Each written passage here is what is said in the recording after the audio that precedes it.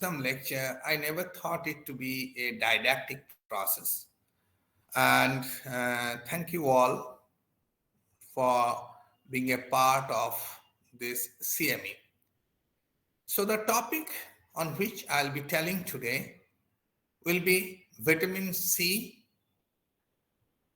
whether it has got its rationale in present day practice and what is its role in critical care unit. So this is my hospital.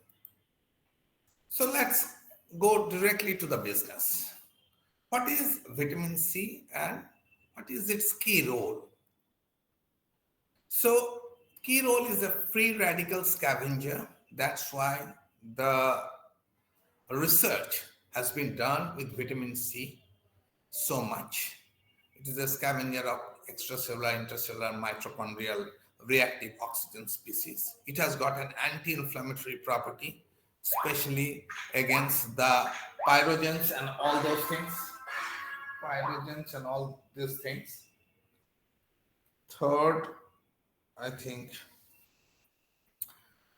it increases the ionized nitric oxide and improves the microcirculation. It has got its positive impact on immune function because the infection essentially is an immune paralytic state. So if you keep your immune status intact, then you have got a fair chance of winning the battle. It has got an anti-thrombotic function. It decreases platelet activation and tissue factor expression, increases the thrombomodulin. Now, another important aspect is that it helps in the synthesis of catecholamines. So, this is a very important effect of vitamin C. And actually, vitamin C has been investigated, especially in critical care practice, for this action along with the immunomodulation to counteract the immune paralytic effect. And it has got a wound healing property. You are aware that whenever we are in any kind of disease, we give multivitamin with vitamin C. So it has got a wound healing property. Now, second, whether this ascorbic acid we give in tablet format and injectable format, whether it has got clinical safety. That means if you give ascorbic acid intravenously, whether it is safe. And the phase 1 safety trial shows it is quite safe, and the dose varies from 50 to 200 milligram per kg per day for 4 to 7 days. So this is past the phase 1 clinical trial. Now, what is the role of vitamin C in modern days guideline? In Survival Sepsis Guideline 2021,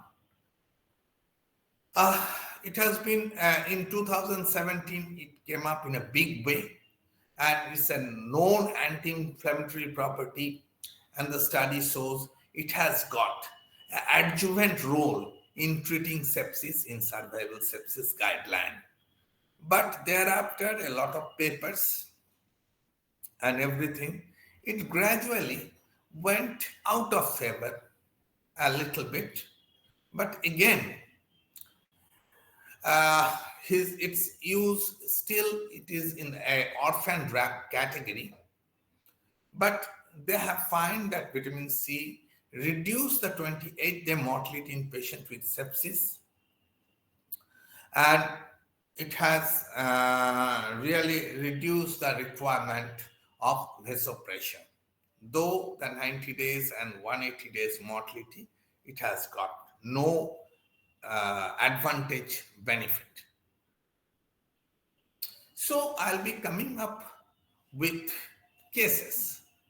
I should not call it a success story of vitamin C, but the cases in which I have used vitamin C in a quite high dose. And those 3 cases, what I'll be telling you, it is almost during the same time, it is during the COVID time. And out of these 3 cases, couple of cases will have associated COVID. But I think these cases will be interesting. First case is a 45 years old young gentleman came with lower respiratory tract infection, sepsis with septic shock. The patient was admitted somewhere else with COVID positivity. There he received remdesivir. The saturation was coming down. Patient was having hemodynamic compromise, requiring vasopressor. He was on the verge of ventilation, so he has been shifted from that center to our center. In our center, the patient was on broad spectrum antibiotic and BiPAP and vasopressor support. There is significant leukocytosis, high CRP, D-dimer, ferritin, IL-6, sky high, culture SEN on high doses of antibiotic and vasopressor. And this was the opening X-ray. You can see the X-ray. This is the lung is almost white. This is a snapshot of that CT scan of that person. You can see the CT scan. This is the video of the CT scan. Typical COVID pneumonia with lung in compromised state. Patient received remdesivir and tocilizumab. The patient get the tocilizumab over there, and the patient comes to our center. So this is the lung when we received this patient. This is the CT scan of that patient. Sir, sorry to interrupt in between. It is. I'm sorry. This is. So screen is not visible. It's not getting changed. This is the CT scan after a couple of days. I'm sorry. Increased need of oxygen. Patient received oxygen. Yes. So sorry to interrupt you. Actually, we are the screen is not visible. Slide is not getting changed. Slide is not getting changed. Oh, then I'll have to put it like this. I think. Yes, sir. Yeah, that I think. Just I'm going back. So no issues, here is I think this is visible, right? Yes, sir. Now it's visible. Yeah, thank you. Yeah, right now. So this is the first CT scan. You can see this is the day we received the patient, and this is the CT scan. The slide is moving. Hello, the slide is moving. You can see that. Yes, sir. Yes, sir. We can see it. Okay, it's so visible. This is the CT scan on the opening day when we received the patient, right? So there is increased need of oxygen. Patient received tocilizumab, I told, and that's why the patient was put on a broad spectrum antibiotic because it's an immunocompromised drug. There is not much of a change, and along with there was not much of a clinical change. The patient is still having fever, requiring vasopressor in really very high dose. So we have started vitamin C, 3 gram QDS, and this is the protocol of our critical care unit. Whenever we give vitamin C, minimum dose is 12 gram. That is 150 milligram, a standard Indian body weight of 70 to 80 kg. It comes about 150 milligram per kg per day for 7 days. So this is the standard protocol in our critical care unit. So let's see what happens. A requirement of oxygen was reduced, and mind it, we have started vitamin C in this patient a little late because the patient already received the your remdesivir and tocilizumab in some other places, and then the patient was shifted in our center. And that was the CT scan on the opening day. Okay. The patient was on the first day was requiring significant oxygen, 60%, but gradually it is also reduced, and 10 liters per minute in mask.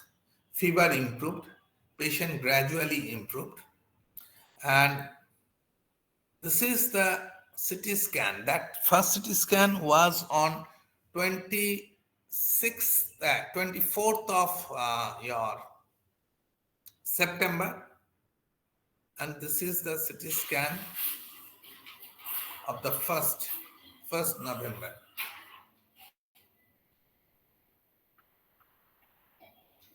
There was still the evidence of infection is quite evident. The patient was requiring oxygen, but definitely the amount of bronchiolitis has definitely reduced. Uh, Patient was discharged with antifibrotic agent, home BiPAP, regular physiotherapy, and he joined his activity after a month. So, what? Why we were using this high dose ascorbic acid? Because it has been seen that it reduces the vasopressure requirement of septic shock. That was our primary aim. And in case of COVID, when we do not have real medication, so the combination of medication with a different actions has been taken into consideration. So in COVID patient, it is used as quite an orphan drug, but by that time, it has got a real support from survival sepsis guideline. After 2017, ascorbic acid was part of the HAT therapy, but we really do not use the HAT. We used ascorbic acid alone in this scenario. And this is the patient in 2023 when he came with a little bit of cough and cold. This is the CT scan of the patient. He is doing his normal activity normally right now, without any oxygen, without any respiratory distress. And this is 2023, the CT scan of the same person. So that patient is doing well. So this is the first case. Now I'll come to the case number 2. It is also interesting. A 62 years diabetic ischemic heart disease patient. Patient is having a low ejection fraction. Already angioplasty has been done. Came with cough and cold. The angioplasty was done 2 weeks prior to this presentation. There was fever with chill, rusty sputum, and it is during the COVID time. It's during the peak COVID time. But fortunately, the patient was COVID negative. His echo ejection fraction was 44%. Broad spectrum antibiotics started, all cultures sent. CRP was high. Procalcitonin was also high. It was slightly less, but it was high in the tune of 5. NT-proBNP was 19,000. So our diagnosis, and the patient is having fever with chill, malaria, dengue excluded. We have sent culture, blood culture, urine culture, and everything. Procalcitonin was high, COVID negative, so patient may have some bacterial infection, patient is having cough and cold. So we were thinking like that. It was associated with hypotension. The patient was on BiPAP, vasopressor started. By that time, we get the report, COVID negative, but H1N1 positive. A rare entity during COVID time, the patient was influenza positive. So we have started the anti-influenza medication. Rest of the things were going. The patient was on broad spectrum antibiotics, hit hard and hit fast rule. Patient was on good gram positive cover with good gram negative cover. And this was his presentation note at that time when the patient was presented. And this was the X-ray. There is an element of heart failure along with some chest infection. And this is COVID time, mind it, COVID time. So every patient, we just thought of COVID and we keep the patient in a limited isolation. The patient was admitted in the critical care unit, but in a limited isolation state. There was yellow zone. So the patient was in the yellow zone. This was the CT scan of that patient. At that time, during COVID time, we used to do CT scan to all patients. You can see the prominent vascular marking with cephalization of vessels, suggestive of compromised heart function. And along with it, not a classical lesion of COVID, but there is ground glass appearance, suggestive of a viral pneumonia. So patient is having failure with viral pneumonia and we get the virus, it is H1N1, influenza. Now what to do? The standard treatment was put in place. Antiviral started. Patient developed desaturation along with hypotension, for which patient has been intubated and ventilated.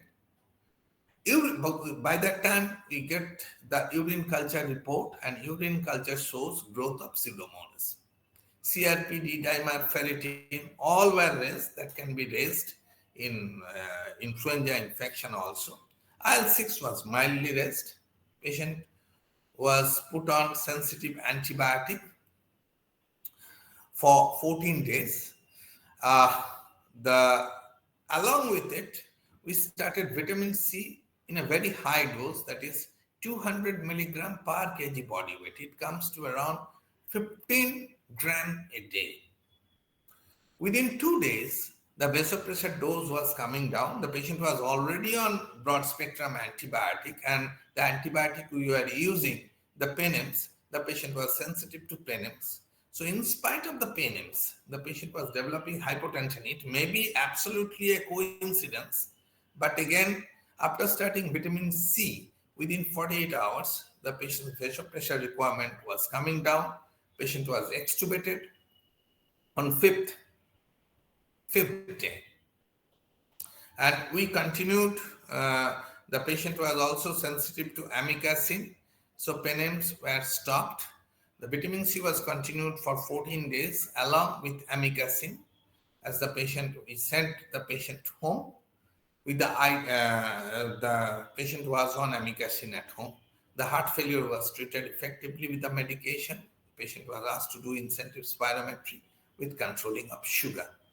Incidentally, the patient was using SGLT2 inhibitor, which was a positive factor in the urinary tract infection. So during COVID time, we have got a non-COVID pneumonia with a urosepsis. And that patient really, and there we have used vitamin C in a very high dose in a patient who is diabetic, but neither his insulin requirement was high, nor there is significant electrolyte imbalance. Now, this is the third case, and this came in during the same time. A 62 years old gentleman came with cough and cold. There was respiratory distress, saturation was 64. This patient was both having COVID and influenza positive. So we can treat with antiviral.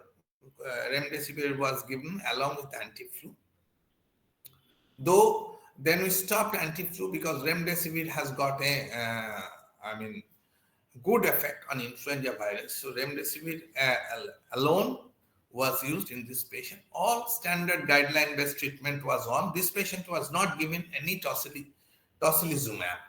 We do not give any tocilizumab because the patient is having simultaneous your influenza infection, and influenza infection roll of tocilizumab were questioned. So this patient didn't receive any tocilizumab. He was requiring vasopressor, urine output went down, need to catheterize. And this is the first X-ray. X-ray means CT scans, you can get it. This is the snapshot of the CT scan. This is the CT scan, you can see. This is the CT scan, you can see.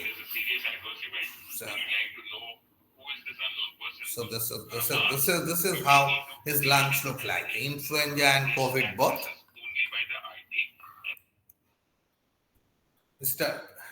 This patient didn't receive tocilizumab. I'm sorry for the writing mistake. This patient didn't receive tocilizumab. Requiring vasopressor again in high dose. After fifth day, vitamin C was started. Initially, we have not started vitamin C in this patient, but as the patient was going down, we have started vitamin C, and it was given for 5 days. After 5 days, patient became COVID. Total 11 days after admission, the patient's fever improved, cough reduced, oxygen requirement was there. This is the X-ray of the patient. We are not doing repeated CT scan. This is the X-ray of the patient during that time. Became COVID negative on 11th day. That was incidentally the last day of vitamin C. Oxygen requirement was still high. That we stopped vitamin C on the 5th day of the therapy because we have started vitamin C little late. Oxygen requirement was still high because there is a basal fibrotic changes. The patient was recovering from COVID, but again developed fever during this hospital admission. By that time, the catheter has been removed and the fever was coming with chill and rigor. Blood pressure again started dropping down. Blood and urine culture were sent. Patient was off catheter. Patient was on alcohol as he was complaining of burning sensation in the urine.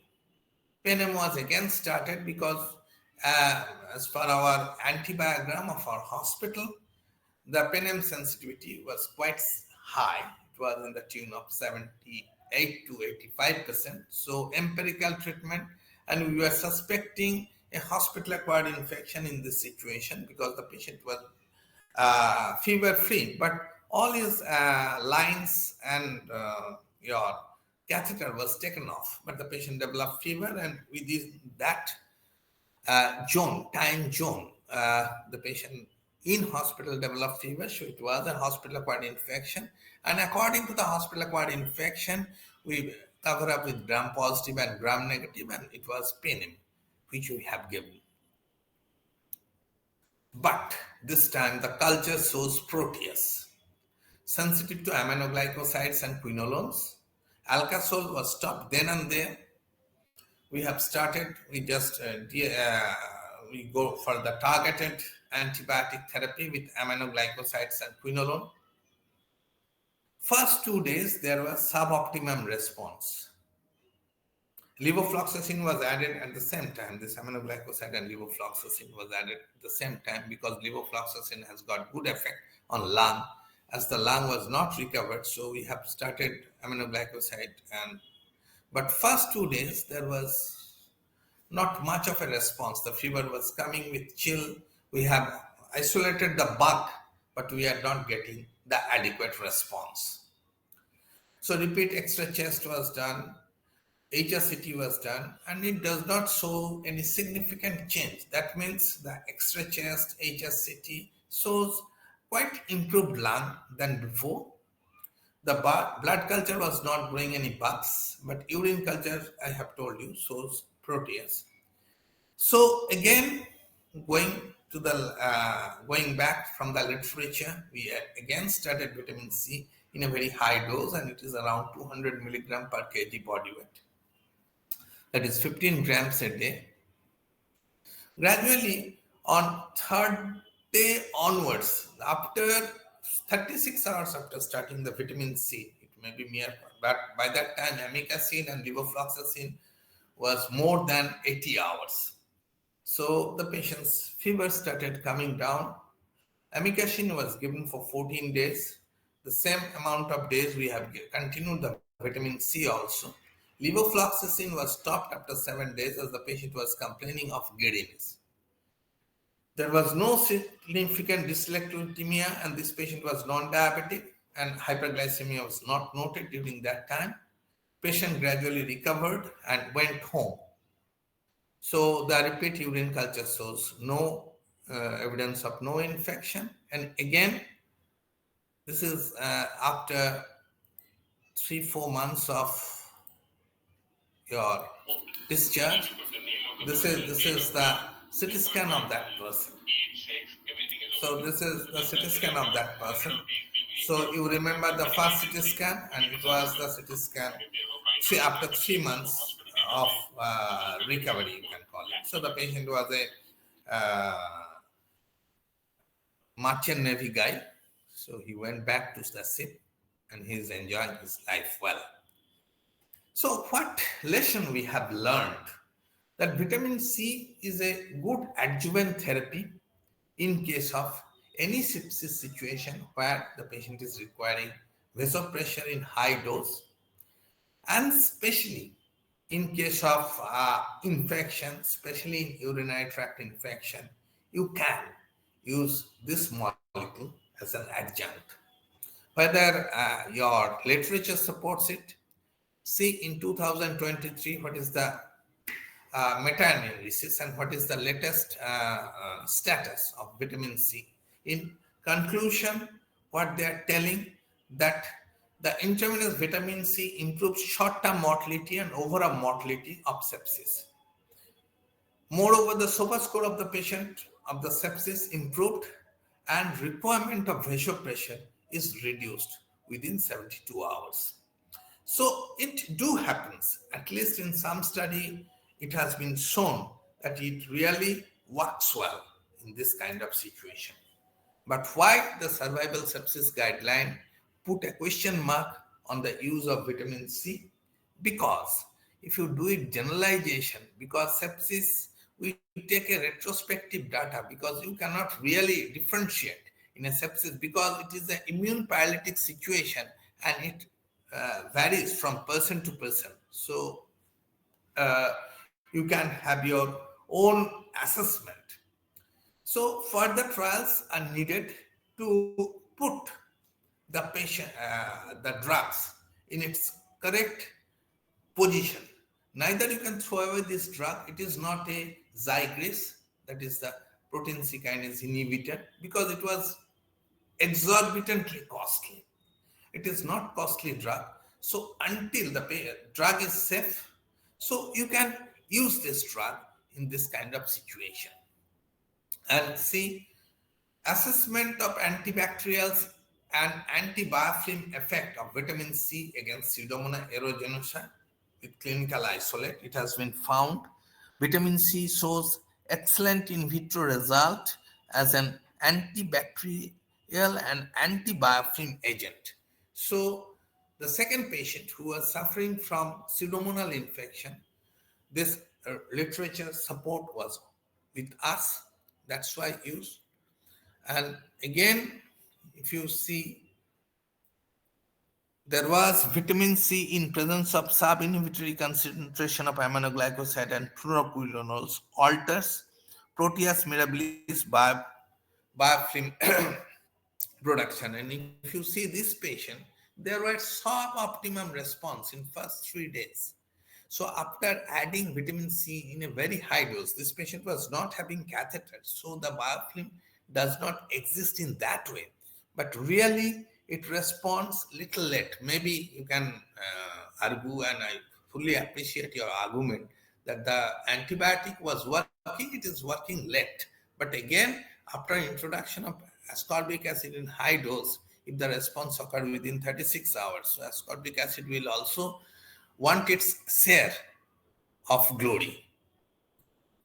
So, what is the take home message? All drugs should be used logically, whatever guideline says. Guideline will give us knowledge, but this storm of knowledge should not make us blind. Use of optimum dose for optimum period is the key for using any drug, and that is true in vitamin C. Cost-effective medication without any significant side effect may become a deadly devil if we do bias study. That means today's date, survival sepsis put vitamin C in the dock, telling that there is one trial which shows the mortality in vitamin C group is more than the placebo group. And taking in cognition of this trial, the survival sepsis guideline is telling today we should not use vitamin C in severe sepsis. But again, a lot of study, what I have shown you, the studies need to be done to really understand, because clinically vitamin C really worked well. Thank you very much for your patient uh, hearing. I welcome any questions. Thank you Yeah, so much, doctor. sir. Good evening, doctor. Thank you. Hello. Thank you,